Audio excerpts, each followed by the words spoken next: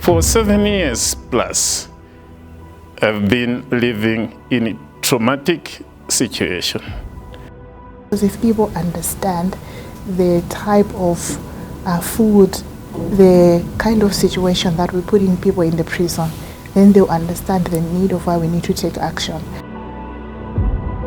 We have to have a system, with the policies, procedures that ensures we visit the prisons, because it is fundamental. The fact that we've sentenced them doesn't mean we've ended our duty towards them.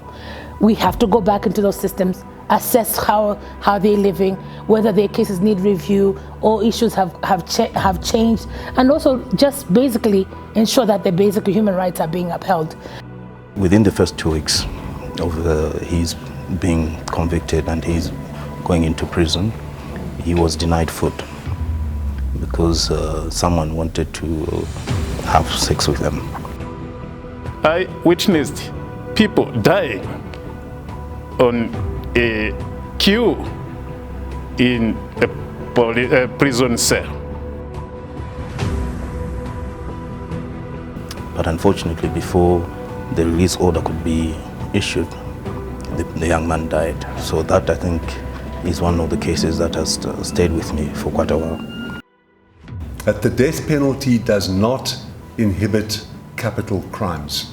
That is established with absolute clarity from every bit of empirical evidence over the last 100 years.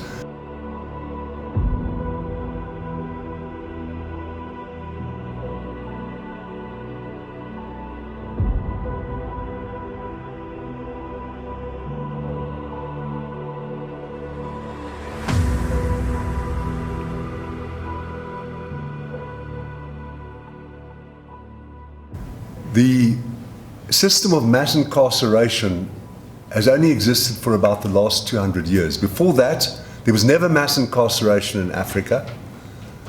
Before that, people were expelled from the village or they were sent away. They were given community-based punishments. Sometimes the death penalty was used. But the two things that we know are, firstly, that the death penalty does not inhibit capital crimes. That is established with absolute clarity from every bit of empirical evidence over the last 100 years. So if there were evidence that the death penalty saved lives, I would have a different approach. I'd say it's a terrible thing.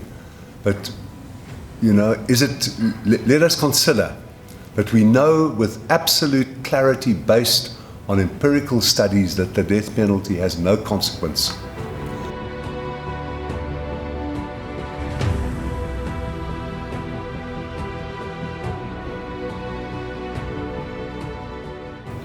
Well, if you look at the judiciary, you look at it as a company. And as a company, its major profit is to see how many people have been convicted. And they are living up to that, because as I was checking the population in the prisons yesterday, it's actually at 15,000. So it's actually more than doubled. In terms of the overcrowding rates, yes, the average was about 260, but now we're going to about 270, 275, which is not helping matters.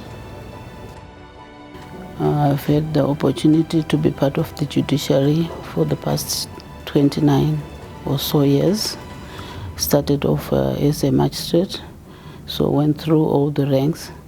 There are some instances where from other areas there is incarceration for excessively long periods for people who have not yet been tried, who are on remand.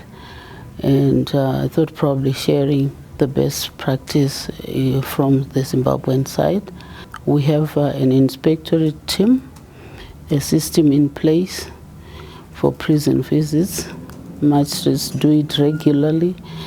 You can conduct an impromptu, unannounced visit, and you are free to check in every corner, every place to see, and also to interact with the inmates as regards their welfare and their well-being, even the prison officers. You can talk to the inmates freely with them, giving their issues.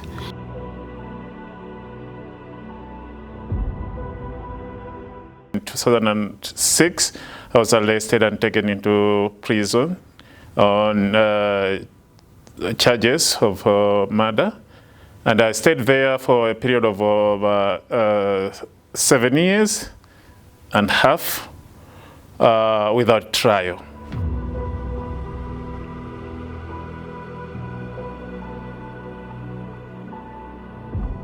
So even for repeat offenders, yes, the law says that you should take them into prison.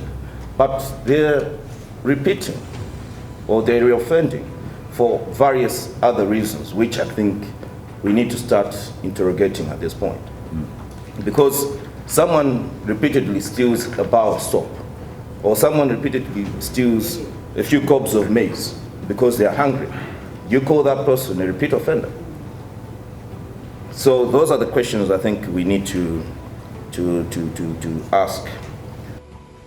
The second thing we know, this is more important even for us, is that long sentences do not deter crime. Now in South Africa, when the new democracy came in 1994, Parliament, the governing party, the new democratic elite wanted to be seen to be doing something. And what they did was to increase sentences, to make bail more difficult, to increase the jurisdiction of the lower courts, and radically to increase the number of offences for which the life sentences were possible. 1995, South Africa has 400 people serving sentences of life.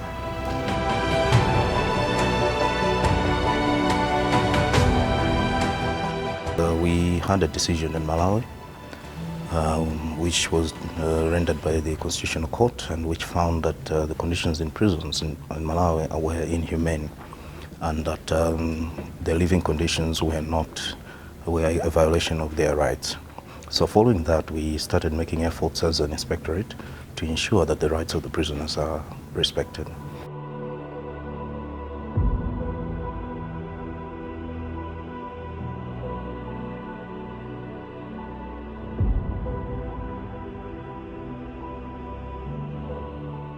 The conversation about prisoners' rights has been revolutionary, but we have omitted one aspect, and that is children in prisons. Now, these are often not talked about because children by law are not supposed to be in prison, but that doesn't mean in practice they are not there. So in many instances, you find that because in many of our countries, death registration is not compulsory, or it's not done. So when a child is picked up by the police, it's very difficult for them to prove how old they are. And normally police prosecutors don't want to go through the process of taking a child through a child trial, and so they'll ask the child to say they are over 18 with promises that if you say you're over 18, you'll be out in 20 minutes. But the next thing, the child finds themselves being sentenced as an adult and being sent to adult prisons. Now, we as judges don't deal in the metaphysics of evil, we deal with the practicalities of evil. But there are some people who are so violent that they have to be locked up for the rest of their natural lives. That does occur, it's rare.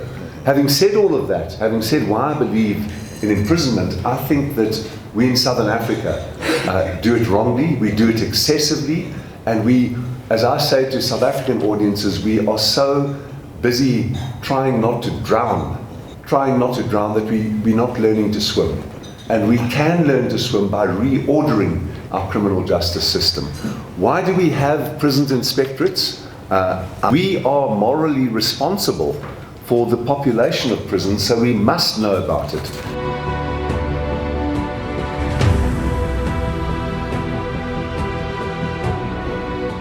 When we talk about prisoners' rights, we also need to understand the context in which our prisons are in respect to issues of congestion. When we look at the jurisprudence that has developed around the continent, where different jurisdictions, judges have talked about how our prisons are bad and congested, and in particular I'll speak about Malawi, where we have a very progressive judgment where the court actually said that the conditions in the Malawi prisons amount to torture, cruel and inhuman treatment. And that judgment was a judgment of 2007. But now when you look back, you find that the prisons are as bad as when the court gave the judgment, and even worse than they were then. And the big question is, what are we doing to ensure that we decongest our prisons? If we understand prisons in the context that what happens in prison affects us all, because if we have congested prisons, we are creating a situation where various diseases, including TB, incubate in the prisons, and they are widespread in the prisons. And the people that are in the prisons, they eventually come out, they join us in the communities, and the diseases that they take in the prison, you find that they're also transmitting in our communities. In life, I conclude to say prisons conditions, mainly in our country, is more or less to say the death trap. The death trap in what way? Life in prison is miserable. Due to congestion, life is not easy, and even the diet itself is not that nutritional enough that can keep the human being.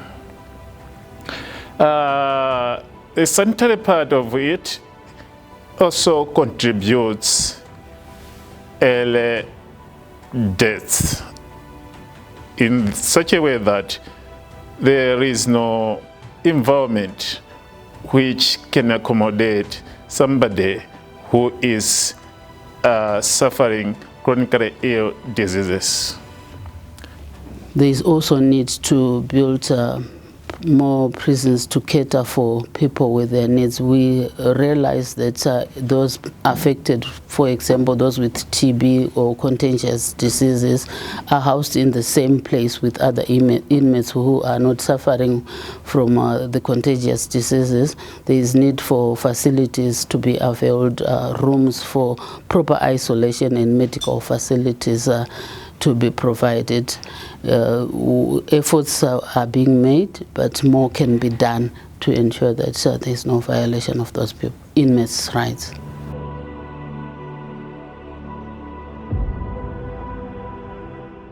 And when I think about prisoner rights and how we as countries, especially in Southern Africa, are doing it, is the inability for us to work holistically.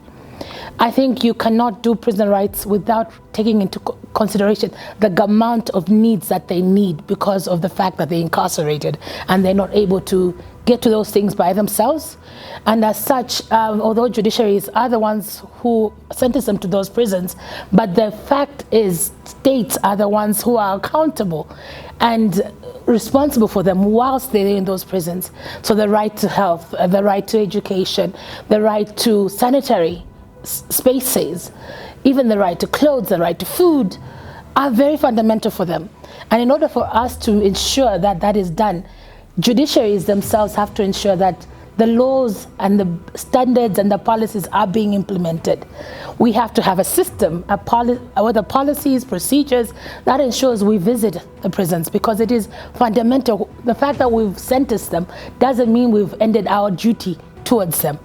We have to go back into those systems, assess how they're living, whether their cases need review or issues have changed, and also just basically ensure that the basic human rights are being upheld. I once found 3 boys in a prison in northern Malawi who had been there for over 9 months.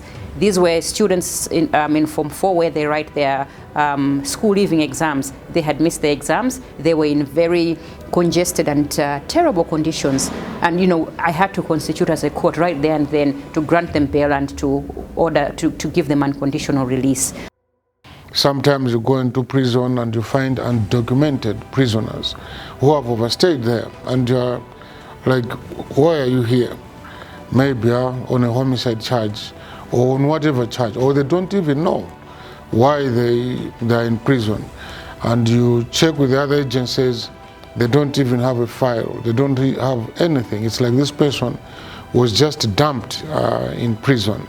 So in my time when I used to visit the prisons, I would release such prisoners. And sometimes we also had what we call camp courts, where I would go to prison and set up a court in prison. You'd have the state attorneys, you'd have the legal aid, you have the NGOs, several stakeholders would be there, and you deal with prisoner by prisoner, and then when, depending on what you find out from, you either release on bail or you discharge that prisoner. I mean, you have a prisoner who have stayed maybe over 5 years in prison, undocumented, and is appearing before you. Yes, the legal aid is saying we apply for bail, but in that case, to me, bail will not serve a purpose because this person is undocumented. There's no case record. So I just discharge these persons and say, I've discharged this case. When the prosecution is ready, they can come back and prosecute this person. I personally affected with the time when I was in prison, and I believe this will affect the entire of my life in such a way that for 7 years plus, I've been living in a traumatic situation. And this sometimes, even as I'm out today, comes into my mind. Because the time when I was in prison, a lot of things happened. As I've already alluded to, I witnessed people dying on a queue in a prison cell. I witnessed people dying in a queue as we were trying to fight for food. I witnessed a number of situations which always come into my mind and left me with trauma. And to the nation, the situation in prison is not that good for a human being. And it is to my pleasure to the lawmaker and to the judges, even the magistrates, to take into consideration when imposing sentences. Even the state itself, when arresting, they should make thorough investigations, not just taking somebody behind bars on mere speculations or assumptions.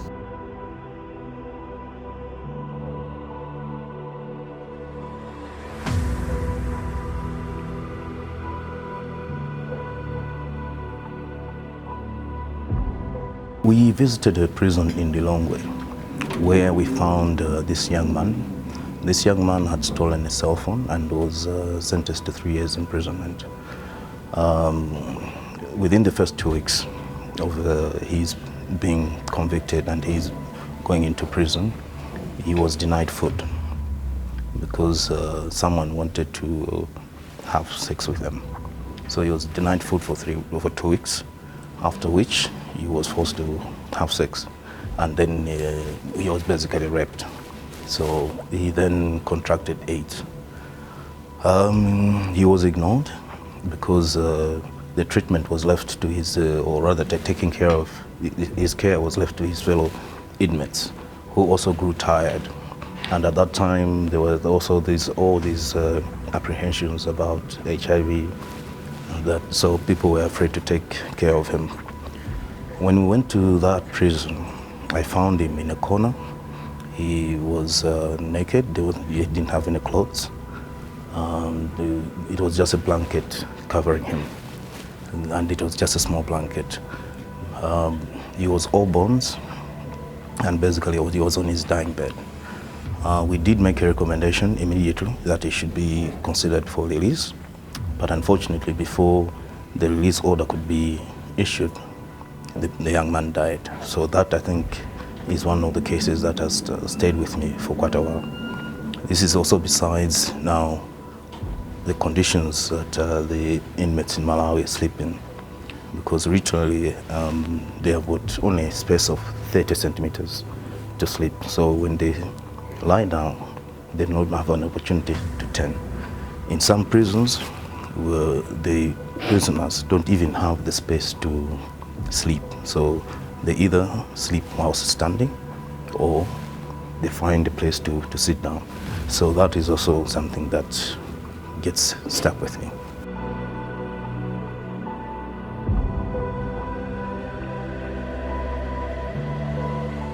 There are a lot of stakeholders in the criminal justice system, and each one of us must play their role. Because you go to the prisons, I mean, the courts can do what they can, but there's still some stakeholder somewhere who needs to also play their part. I think it's a misdirected question to ask us as judges, what are we doing? Prisons should be thought of as spaces that we ourselves can find ourselves in. But the fact is, states are the ones who are accountable and responsible for them whilst they're in those prisons. Remember that people go to prison as punishment, but not to be punished.